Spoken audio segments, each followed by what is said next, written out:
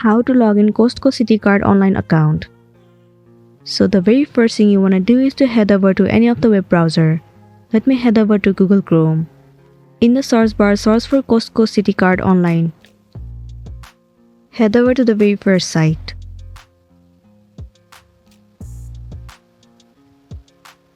Well, at the top right, you'll find the option of sign on. Click on it.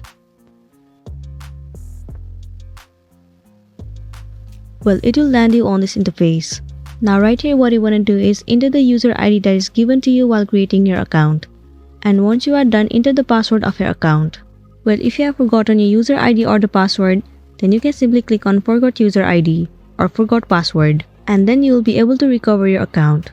Once it is done, tap on Sign On, and you will be successfully logged into your account, and you'll be good to go. So that's it, and this was a tutorial video on how to log into your Costco Citi Card online account.